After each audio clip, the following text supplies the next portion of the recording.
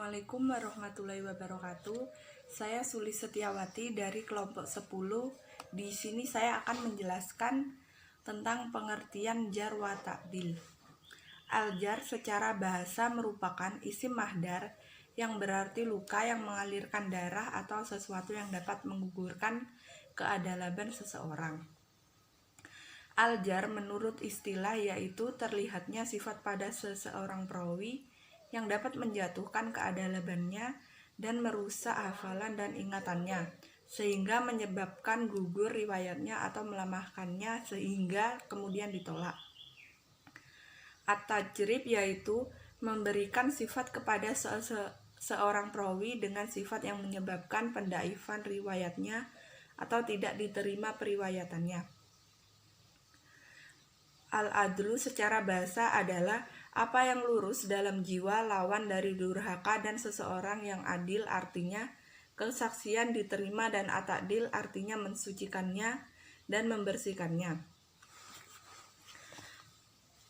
Al-adlu menurut istilah orang yang nampak padanya apa yang merusak agamanya dan perangainya, maka oleh sebab itu diterima beritanya dan kesaksiannya apabila memenuhi syarat-syarat menyampaikan hadis, yaitu Islam, balik, berakal, dan kekuatan hafalan. At-ta'dil yaitu pensifatan perawi dengan sifat-sifat yang mensucikannya sehingga nampak keadabannya dan diterima beritanya. Ilmu al-jar wa at-ta'dil adalah ilmu yang menerangkan tentang cacat-cacat yang dihadapkan kepada para perawi dan tentang pentakdilannya, memandang lurus perangai para perawi dengan memakai kata-kata yang khusus dan untuk menerima atau menolak riwayat mereka. Syarat pentakdil dan pentarji secara garis besar dapat digolongkan menjadi dua kriteria, yaitu syarat yang berkenaan dengan sikap pribadi dan syarat yang berkenaan dengan penguasaan pengetahuan intelektualitas. Pertama, syarat-syarat yang berkenaan dengan sikap. 1. Adil yaitu suatu kualitas kepribadian yang mencakup aspek agama Islam seperti mukallaf, melaksanakan ketentuan agama, dan memelihara muru'ah. 2. Terlepas dari fanatik, yaitu seseorang pentakdil dan pentarji haruslah bebas dari sikap fanatik baik terhadap suku ataupun mazhab. Karena jika ada sedikit pun sikap fanatik maka akan mempengaruhi objektivitas keputusan atau penetapan yang akan ia ambil. 3. Tidak ada permusuhan dengan perawi yang dinilainya, yaitu sama halnya dengan fanatik. Permusuhan yang terjadi antar manusia ancap menghadirkan unsur-unsur objektivitas yang dapat merusak objektivitas. Kedua, syarat yang berkenaan dengan penguasaan pengetahuan intelektual. 1. Penguasaan terhadap bahasa Arab. 2. Penguasaan terhadap ilmu hadis dan kaidah-kaidahnya. 3. Penguasaan terhadap ilmu sejarah. Faktor cacat yang merusak kesohihan hadis. 1. Lemahnya lingkaran sanad atau tidak adanya sanad. Apabila sebagian perawi atau bahkan jika hanya salah seorang perawi yang ada pada silsilah sanad tidak kita kenal atau menurut seorang peneliti dan berdasarkan kriteria-kriteria yang telah diterima tidak dapat dipercaya, maka keseluruhan sanad tersebut pada dasarnya telah cacat dan tidak dapat dipercaya karena adanya kecacatan yang berkembang. Dengan menggunakan kaidah-kaidah yang ada pada ilmu rijal, pengenalan nama-nama perawi yang sama dapat diselesaikan. Namun apabila kita dapat mengenali nama perawi, baik nama asli maupun nama masyhurnya, maka kita akan dapat menentukan perawinya, dan jika tidak, maka hadis itu akan menjadi hadis yang lemah. Sebagai contoh, Abu Ahmad Izadi dalam sanad sangat sedikit digunakan, padahal nama itu adalah julukan bagi Muhammad bin Abi Umair yang merupakan perawi yang paling terkenal dan paling dipercaya dalam Syiah. 2. Sanad yang terputus. Sanad yang terputus atau disebut atau disebut dengan munqati dibagi menjadi dua bagian, am umum dan khas khusus. Dalam tingkatan umum, terputusnya sanad sangat mungkin dalam bentuk yang bermacam-macam. Boleh jadi pada awal sanadnya tidak ada namun pada akhirnya ada, atau boleh jadi satu atau beberapa orang secara berurutan, tidak ada sanadnya. Sanad dapat terputus karena perawi terhapus dari silsilah sanad seperti sanad Ali bin Ibrahim dari ayahnya dari Hamad bin Isa dan Zurarah dari Imam Siddiq as dengan sanad dari seorang perawi yang terhapus, misalnya Hamad melaporkan bahwa Ali bin Ibrahim dari awalnya dari Imam Siddiq as. Sekian dari saya. Wassalamualaikum warahmatullahi wabarakatuh. Ilmu al-jar wa at-ta'dil adalah ilmu yang menerangkan tentang cacat-cacat yang dihadapkan kepada para perawi dan tentang pentakdilannya, memandang lurus perangai para perawi dengan memakai kata-kata yang khusus dan untuk menerima atau menolak riwayat mereka.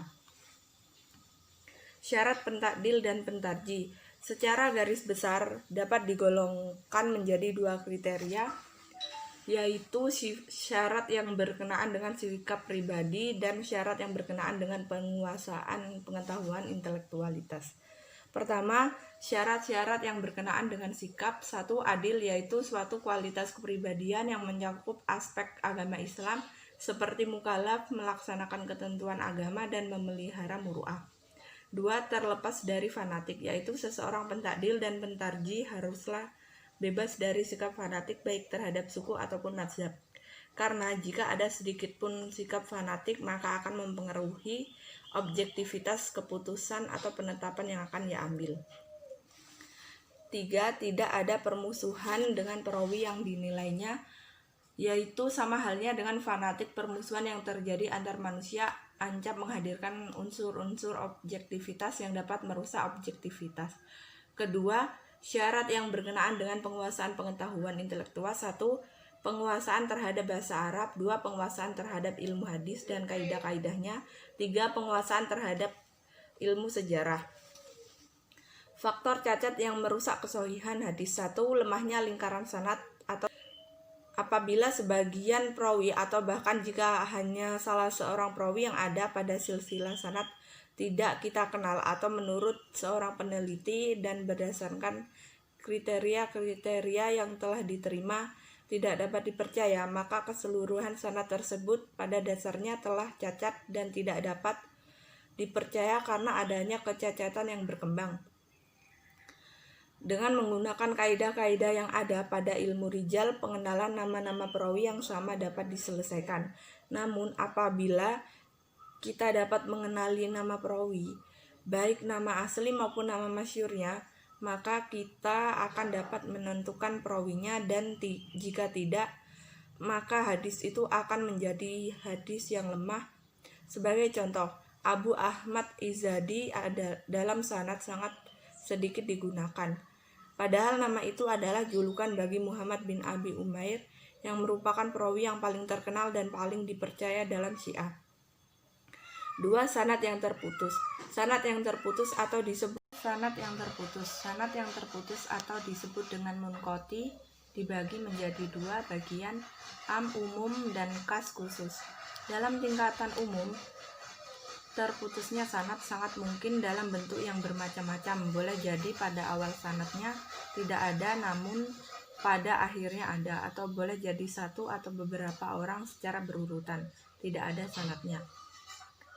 Sanad dapat terputus karena perawi terhapus dari silsilah sanad seperti sanad Ibrahim dari ayahnya dari Hamad bin Isa dan Zurarah dari Imam Siddiq as dengan sanad dari seorang perawi yang terhapus, misalnya Hamad melaporkan bahwa Ali bin Ibrahim dari awalnya dari Imam Siddiq as. Sekian dari saya. Wassalamualaikum warahmatullahi wabarakatuh.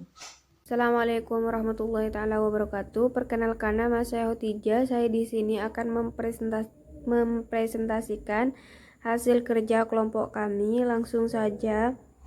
Yang selanjutnya dari penjelasan sulis 3. Pertentangan dengan Al-Quran. Salah satu cara untuk mengetahui kelemahan atau kekuatan kandungan teks hadis adalah ayat-ayat Al-Quran. Oleh itu, apabila sebuah riwayat bertentangan dengan ajaran-ajaran Al-Quran, maka akan menyebabkan riwayat menjadi lemah. Yang selanjutnya bertentangan dengan riwayat mutawatir. Salah satu faktor-faktor yang menjadikan hadis menjadi dhaif adalah riwayat-riwayat yang satu, yaitu secara teks bertentangan dengan riwayat mutawatir. Riwayat mutawatir adalah riwayat-riwayat yang jumlah perawinya dalam setiap tabaqah dari silsilah sanad sampai pada derajat keyakinan bahwa riwayat tersebut berasal dari maksum. Yang selanjutnya bertentangan dengan akal. Apabila kandungan hadis bertentangan dengan akal, maka hadis tersebut tidak dapat diterima atau merupakan hadis yang dhaif. Yang selanjutnya bertentangan dengan kenyataan sejarah. Apabila hadis bertentangan dengan kenyataan sejarah, maka hal itu merupakan bukti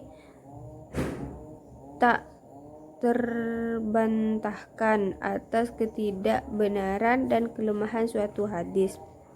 Yang selanjutnya tahrif. Tahrif dalam istilah ilmu hadis bermakna perubahan sanad atau teks untuk tujuan yang tidak benar. Tahrif lebih banyak berkaitan dengan teks, bukan sanad. Selanjutnya lafad dan muratib jarh wa ta'dil.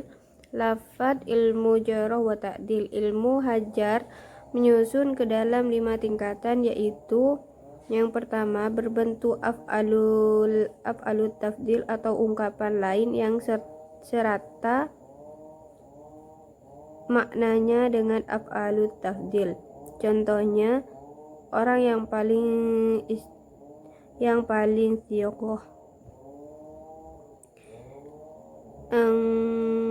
Selanjutnya bentuk pengulangan lafaz yang sama atau dalam maknanya. Contoh, orang yang teguh dalam pendiriannya. Selanjutnya lafaz dan muratib jarh wa ta'dil. Penggunaan lafaz yang mengandung arti kuat ingatannya. Contohnya, orang yang teguh hati dan lidahnya. Selanjutnya menggunakan lafaz yang tidak menggunakan arti kuat ingatan dan dalil dan adil. Contohnya, orang yang sangat jujur.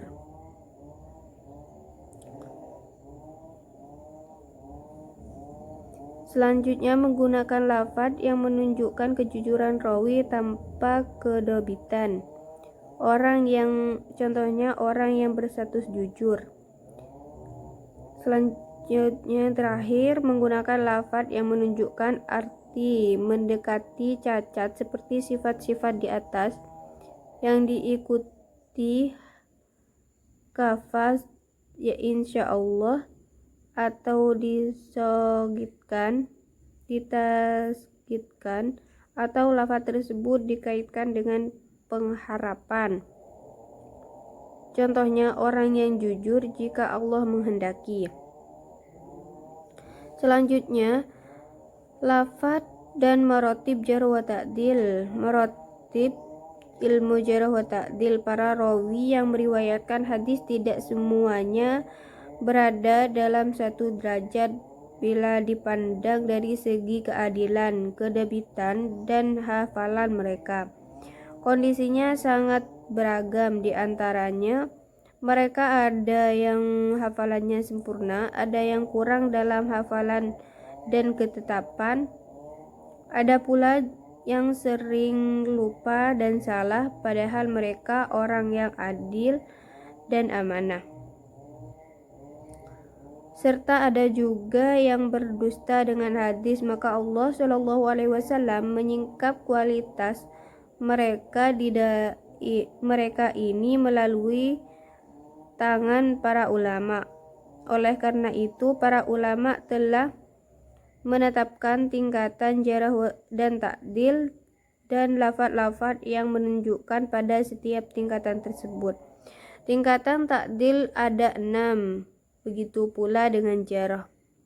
Karena kualitas hafalan dan tingkat keterpercayaan tiap perawi berbeda, maka para ulama memberikan batasan-batasan rinci yang berkaitan dengan pengklasifikasian kualitas perawi. Batasan-batasan tersebut kemudian dikenal dengan istilah marotib al-jarh wa ta'dil, tingkatan jarh dan ta'dil, yang tergambar sebagai berikut. Selanjutnya akan dijelaskan oleh teman saya, yaitu Alisa. Wassalamualaikum warahmatullahi taala wabarakatuh. Assalamualaikum warahmatullahi taala wabarakatuh. Di sini saya akan menjelaskan tentang lafadz dan martab jar wa ta'dil. Yang pertama, tingkatan ta'dil.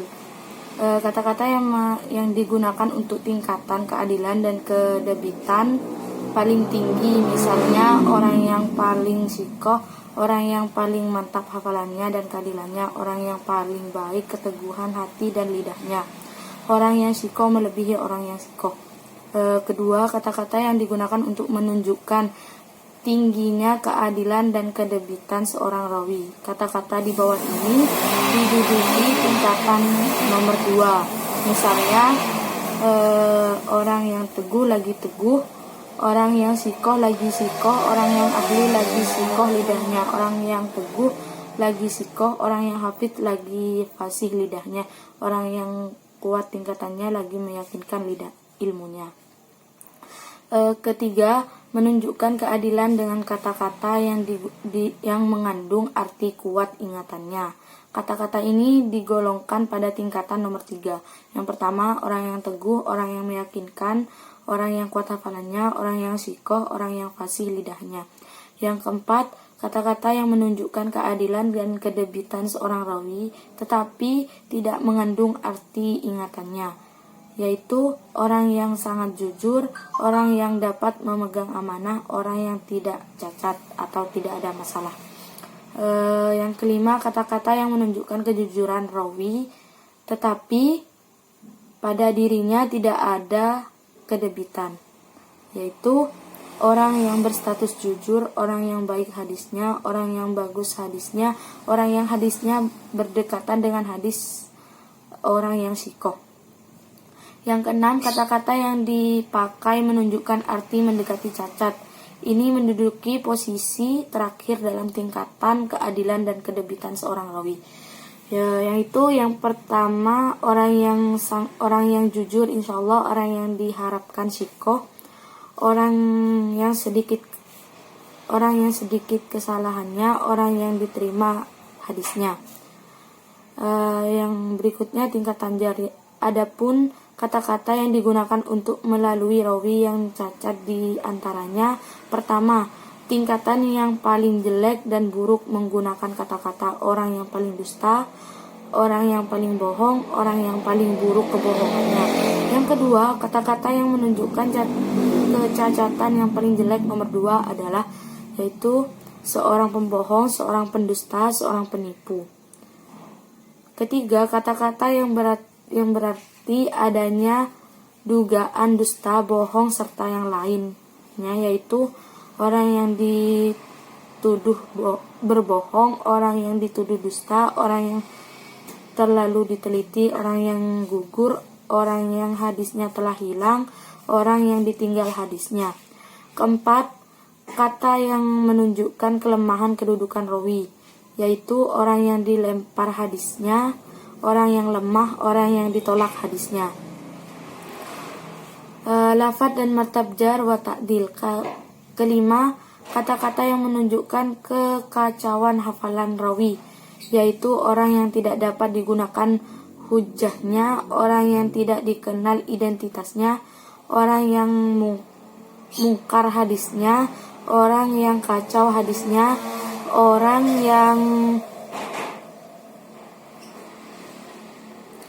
yang banyak menduga-duga. Keenam, rawi yang menunjukkan sifat kelemahan tetapi mendekati pada sifat adil, yaitu orang yang dilemahkan hadisnya, orang yang diperbincangkan, orang yang disingkirkan, orang yang lunak atau lemah, orang yang tidak dapat digunakan hujjah hadisnya, orang yang tidak kuat. Sekian dari presentasi saya, kurang lebihnya mohon maaf. Wassalamualaikum warahmatullahi taala wabarakatuh. Tingkatan yang paling jelek dan buruk menggunakan kata-kata: orang yang paling dusta, orang yang paling bohong, orang yang paling buruk kebohongannya. Yang kedua, kata-kata yang menunjukkan kecacatan yang paling jelek nomor 2 adalah yaitu seorang pembohong, seorang pendusta, seorang penipu. Ketiga, kata-kata yang berarti adanya dugaan dusta, bohong, serta yang lainnya, yaitu orang yang dituduh berbohong, orang yang dituduh dusta, orang yang terlalu diteliti, orang yang gugur, orang yang hadisnya telah hilang, orang yang ditinggal hadisnya. Keempat, kata yang menunjukkan kelemahan kedudukan rawi, yaitu orang yang dilempar hadisnya, orang yang lemah, orang yang ditolak hadisnya. Lafadz dan martab jar wa ta'dil. Kelima, kata-kata yang menunjukkan kekacauan hafalan rawi, yaitu orang yang tidak dapat digunakan hujjahnya, orang yang tidak dikenal identitasnya, orang yang mungkar hadisnya, orang yang kacau hadisnya, orang